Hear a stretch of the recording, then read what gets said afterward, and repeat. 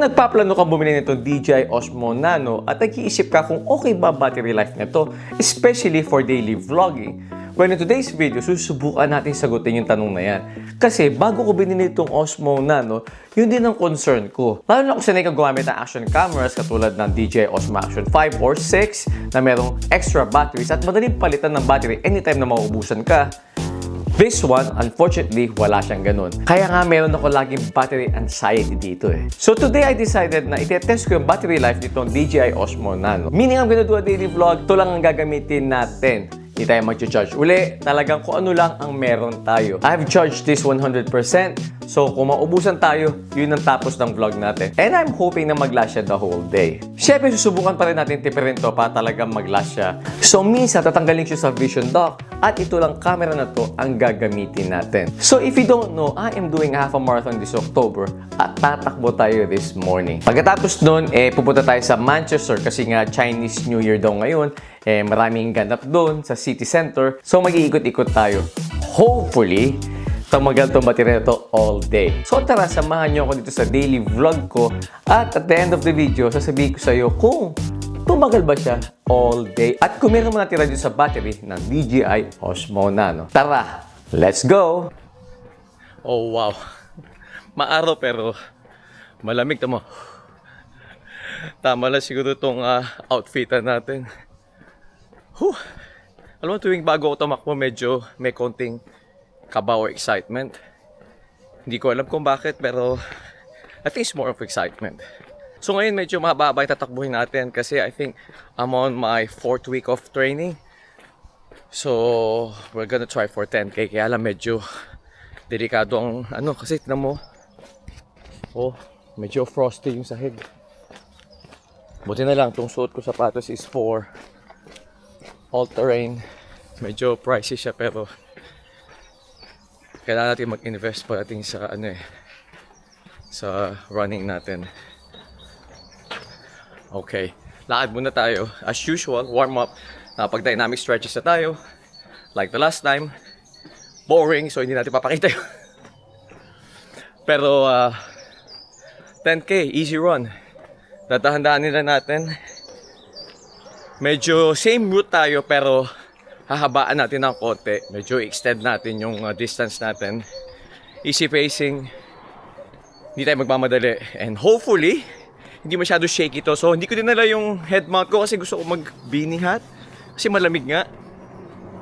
Siguro hahawakan ko na lang yung POV or lagyan natin sa bibig. We'll try. Okay, sige. Simulan na natin to. Let's go. Okay, we've done more than 1K. Pakita ko lang sa'yo kung gaano kalamig ngayon Obviously walang snow, maaraw, which is nice. Pero tingnan mo, ewan ko makita ng camera. Tingnan mo yung grass. Tamo frozen yung grass. Sabihin yan, malamig talaga. Hindi ko alam kung anong temperature. Hopefully it gets warmer later on. Pero mas gusto ko na yan kesa yung snow tas madilim, maaraw and malamig. That's absolutely fine. Okay, sige, i-test naman natin tong chest mount. Di ba natama ko napanood mo yung last video ko? Sakit sa mata, nakakahilo. Dahil nga yung settings ko nasa horizon balancing ako tsaka D-warp. So now, rock steady, wide, ilalagay ito sa chest mount. Compare naman natin, dahil wala nga akong head mount, I decided not to bring it. Ilalagay ko sa bibig ko, hopefully mag-work. And then we can compare kung anong mas maganda. I need to slow down. Masyado ako bumibilis. Easy run lang. Yun ang problema sa akin I have to, tignan mo, grabe. Mo. Tama yan. Frozen yung grass. Okay. Let's compare. Chest mount, rock steady, natural wide pala, natural wide. Tsaka sa bibig ko. Let's go.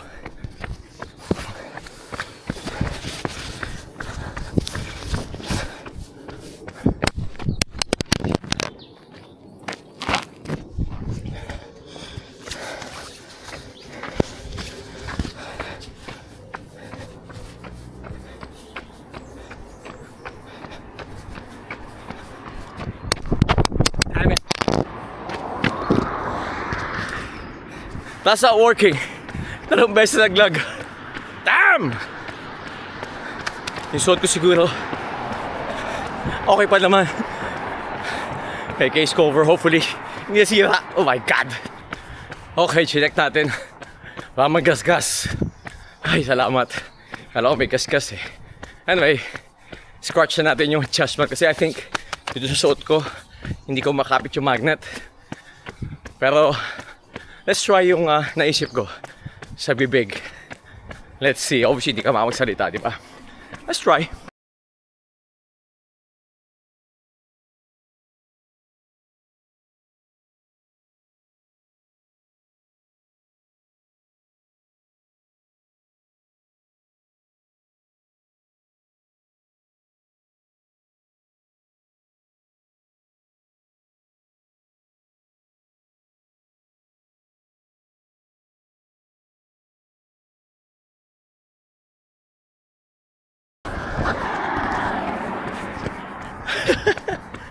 Pwede tingnan ako ng mga tao. Well, hindi ko siya makikita hanggat hindi ko ina-edit, obviously. Pero problema, hirap i-keep sa bibig nun. Dapat ginamit ko yung bite mount. Well, kaya natin sinusubukan eh, di ba? Let's carry on. I think we are on almost 2 kilometers now. Ito yung pataas, tingnan mo.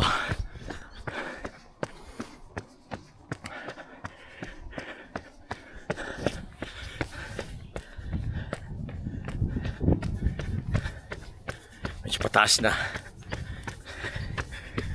Grabe, lamig.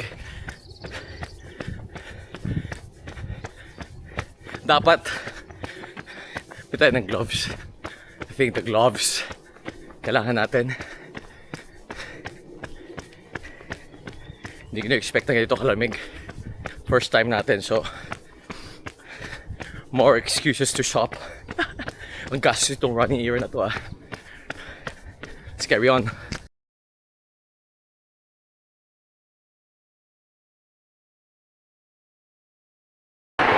Okay guys, 5K na tayo. Halfway na. Alam mo, napansin ko lang, no? Kung shy vlogger ka, o nahihiya ka pag maraming tao, o pag titinginan ka, I really think this camera's for you. Kasi sa sobrang liit niya, yung mga tao walang pakialam. Kapag nadaan-daanan lang ako, they don't really care. Kasi nga liit eh. Nisip nila, ano kaya yun? Tingin ko mas ano pa yung phone eh. Mas nag-a-attract pa na attention yung phone, pero this one, sa sobrang liit niya, no one cares. Tama. Pakita ko lang sa'yo dahil kanina, di ba, nilagay ko sa bibig to. I'm sure magtitingin na yung mga tao pag nilagay ko sa bibig ko to. Kasi nandito na ako sa high street. Maaga pa naman, di pa masyado busy, pero shall we give it a go? Tingnan natin kung may titingin sa atin. So far, tingnan natin yung footage pagka ganito. Yeah, kamay ko lang yan. Doon tayo maglalagay pag nilagyan sa bibig ko to. Alright man. Problema lang, obviously na makapagsalita. Pero let's give it a go. Lagyan sa bibig ko.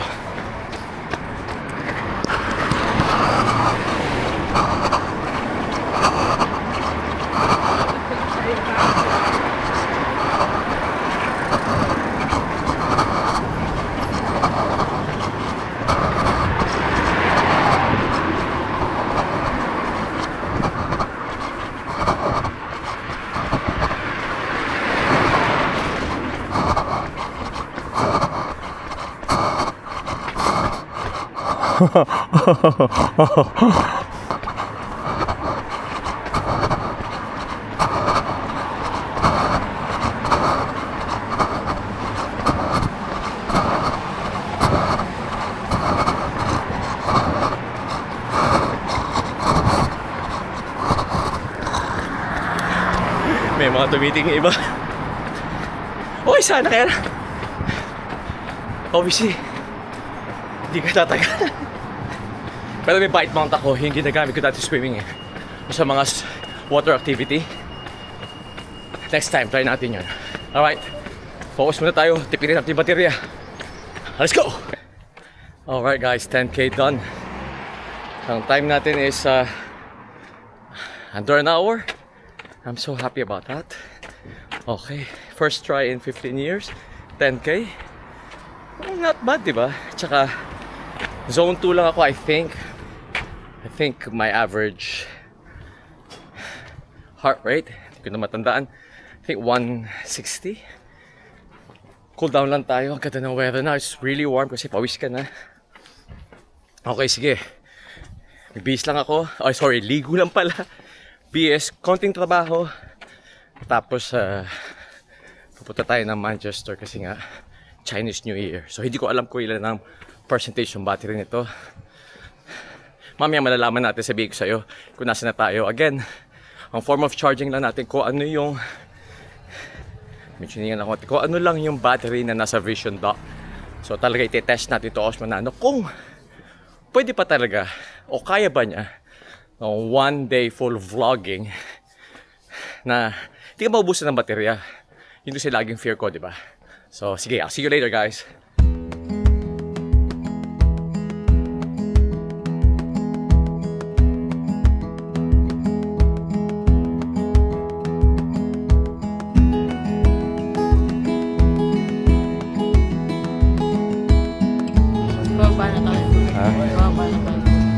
Lapit na kami. Baba na tayo. Ang daming tao. Kasi Chinese New Year.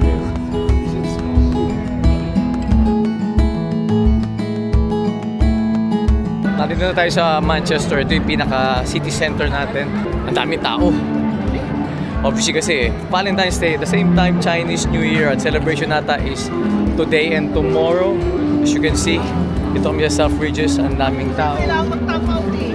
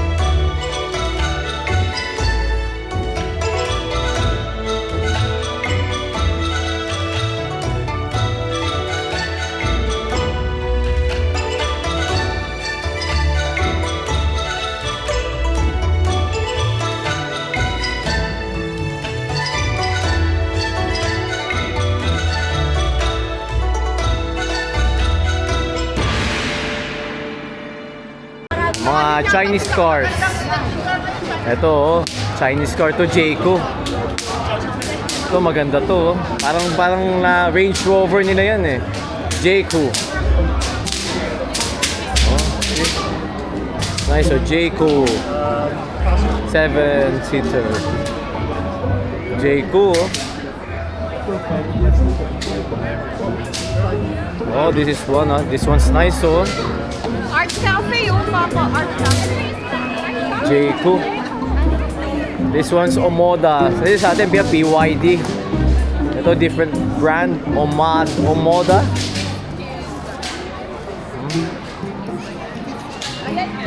Pero mas type ko yun, yung Jayco na yun, oh. Ang ganda nito, Jayco. Oh, Jayco. Oh, this one's nice, oh. Jayco. Anong tama sabi mo, pre? Red Moon. Red Moon. Ano ba yung Red Moon na yan? Pamparelax. Sakit ng katawan ko, pre. Bilang. Sumakit ang bato ko. Sumakit likod ko. Ikaw, masakit likod mo. Sakit lahat. Punta tayo sa Red Moon. Ito, Red Moon, oh. Red Moon. Ito ba, pre? Yan, Red Moon. Yun. Ito, Red Moon. Sabi ko, Red Moon. Ito pala, Red Moon. Oh, Red Moon muna kami. Dito. Di pa ako mapasok sa Red Moon. Sakit ang katawan ko nito, tumakbo ko kanina eh. Oo, ako rin. Pwede ba kami mag-Red Moon? Parang malaki itong... Tapak-tapakan kayo dyan. Subukan nyo nga. Sakit lahat. Sumakit lahat. Lalong sasakit ang katawan. Sumakit lahat. Sumakit lahat, no? Oh, sige, subukan natin.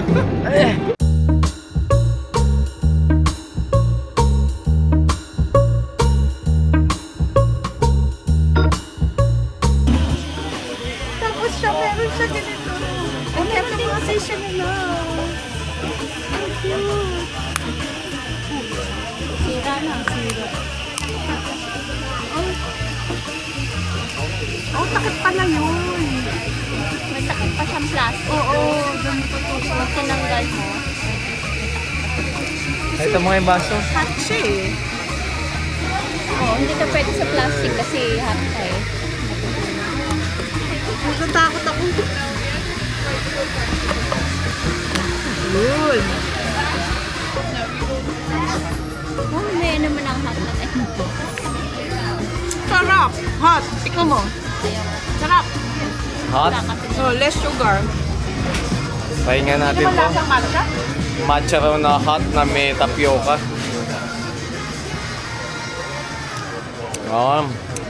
Hindi siya lasang matcha. Sarap ah. Wala may trick. Parang hot na milk tea. Hindi ako nakakain. Hot na milk tea ah. Nakaiba, hot na milk tea. Sarap. Ang cute ng tissue nila. Patingin mo yung tissue, patingin mo nga ito. Gustuhan ni Pita to.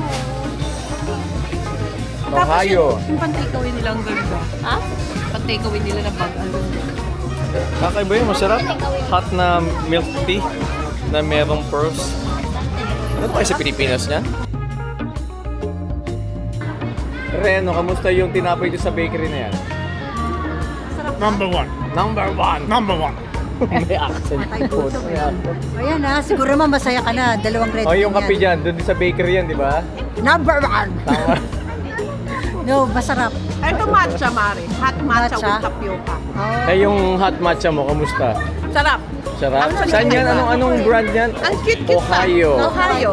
Ohio Tapos yung- hot Yung milk tissue pa tea. nila ang cute-cute. Oh. Ito, ano ba kung anong pangalan dito? Japanese pala yun. Bongbong.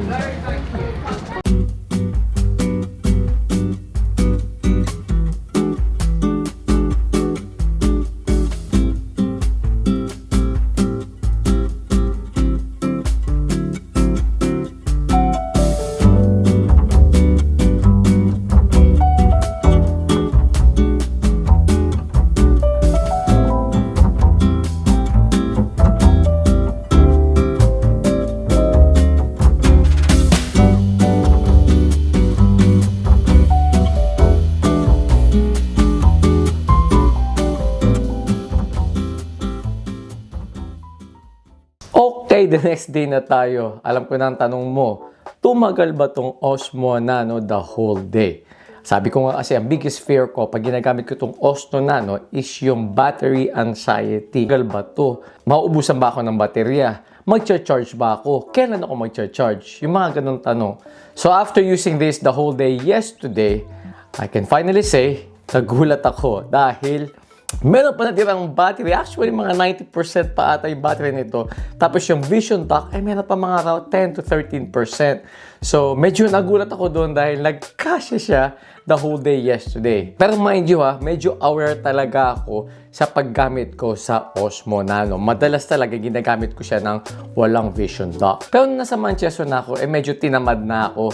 Kaya ginawa ko talagang, lagi ko na lang siya. Sabi ko, bahala na si Batman. Ganito ko siya gagamitin. Para talagang kung mauubusan ako, mauubusan ako. Para talagang matest natin kung tatagal ba talaga to. And I'm so happy to say, tatagal siya. Kaya lang talagang be mindful din sa paggamit mo. Ako kasi pag gumagamit ako or pag nagpa-vlog ako, paputol-putol yung ginagawa ko eh. Pag mga B-roll, medyo alam ko na ang ginagawa ko. Siguro kukunin ko mga 10 to 15 seconds nung shot na yon, tapos move on to the next. O isang continuous shot na iba-ibang B-roll. Pag nakikita ko na yung lugar, tinitingnan ko na kung ano yung mga pwede kong kunan as my B-roll. Tapos, press stop, tapos save my battery. Yun ang madalas kong ginagawa, lalo na pag gamit ko tong Osmo Nano. Now, dahil daily vlog yun, medyo okay lang siya. Now, pag travel vlog, I'm pretty sure kulang ang battery nito. Kasi doon sa Osmo Action 5 or 6, talagang gumagamit pa ako ng extra battery kasi nga, nagto-travel ka, di ba? But for daily vlogs, I think the Osmo Nano is really, really good. Napakadali niyang gamitin. At the same time, kung nahihiya ka, ang sarap gamitin ito pag ito lang ginagamit mo. Halos walang pumapansin sa'yo. Alam mo yun, lakad-lakad ka ganyan lang. No one would really pay attention sa'yo pag ganito lang ang hawak mo. Ingat ka lang kasi madaling maagaw sa ito, no? Kaya pag naglalakad ka, be mindful sa lugar mo kasi pag ganyan ang hawak mo, madaling maaagaw sa ito. O ayan, sana nakatulong tong video na to. Kung plano mo bumili ng Osmo Nano, really good to. Lalo na kung para sa daily vlogs mo lang gagamitin. Again, this is si Pinoy Vlogger, and I'll see you in the next one.